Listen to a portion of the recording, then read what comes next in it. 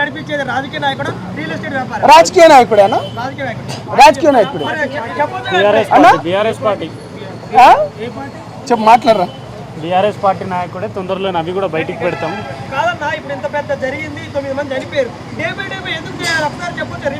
ఇప్పుడు మేము ఇప్పుడు మా ముఖ్య ఉద్దేశం ఒకటే. ఇప్పుడు మీరు అడిగేది అంతా ఒకటే. ఇప్పుడు అందరు బయటికి వస్తున్నారు. ఎవడన్నా పెడతా అంటే ఆశ ఉంటుంది, కొడతా అంటే భయం ఉంటుంది. ఈ దునియా నడిచేది మొత్తం దాంతోనే. నువ్వు పెడతా అంటే నాకు ఆశ ఉంటుంది, కొడతా అంటే నాకు భయం కూడా ఉంటుంది. ఇప్పుడు ఆశపడ్డారు, మునిగిరు, నష్టపోయారు, ప్రాణాలు పోయినాయి.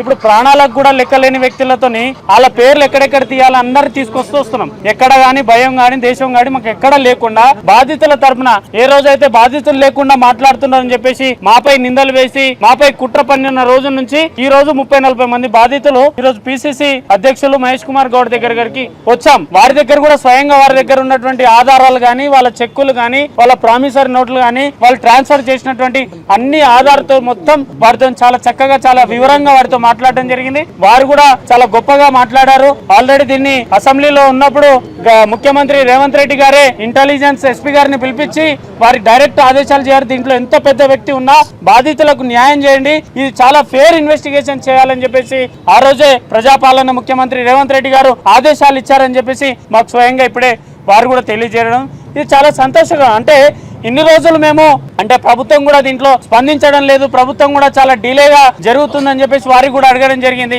అయితే వారు కూడా చెప్పినటువంటి సమాధానం అంటే ఇది చాలా కోట్ల ట్రాన్సాక్షన్ జరిగినాయి, దీంట్లో ఎవరెవరు ఉన్నారో అనే దాని గురించి ఇన్వెస్టిగేషన్ చేస్తున్నాము. దీనికి అప్పుడే బయట పెట్టి మనం కూడా తొందరపడాల్సిన అవసరం లేదు. ఎందుకంటే ఇది బాధితులు నష్టపోయి వాళ్ళ పిల్లల పుస్తకాలు అమ్మి పెట్టి లోన్లు తీసుకొచ్చి బ్యాంక్ లోన్లు, మార్టిగేజ్ లోన్లు ఇవన్నీ తీసుకొచ్చి కోట్లలో ఉన్న వ్యవహారం కాబట్టి దాన్ని స్లోగా డిలేగా దాన్ని పూర్తి వివరాలతోని ఇన్వెస్టిగేషన్ చేయాలి. ఎందుకంటే వాళ్ళు అక్కడ కస్టడీలో ఉన్న వాళ్ళు ఆల్రెడీ తెగించి ముదిరిన వాళ్ళ దగ్గరికి వెళ్ళి రాపడాలంటే కొంత సమయం కూడా అవసరం పడుతుంది. దీంట్లో ఫేర్ ఇన్వెస్టిగేషన్ జరుగుతుంది. మీరు ఎవరు కూడా ప్రాణాలు తీసుకోవద్దు, మీకు ప్రభుత్వం అండగా ఉంటుందని చెప్పేసి వారు కూడా చెప్పడం జరిగింది. అలాగే మేము గవర్నర్ గారికి కూడా అపాయింట్మెంట్ పెట్టడం జరిగింది. బహుశా ఈ రోజు రేపు అపాయింట్మెంట్ వస్తుంది. అలాగే 8వ తారీఖు కేంద్ర మంత్రివర్యులు కిషన్ రెడ్డి గారికి అపాయింట్మెంట్ కూడా కోరడం జరిగింది. సో ఇది ఎక్కడ ఆగేది లేదు. మేము కంటిన్యూ ప్రాసెస్ లో ఇప్పటి నుంచి అయితే బాధితులతోనే ప్రజా పోరాటంలో దిగుతామన్నాం. బాధితులను తీసుకొచ్చాం. ఇప్పటి నుంచి అన్ని కార్యక్రమాలను సిద్ధం చేసుకోవాలి.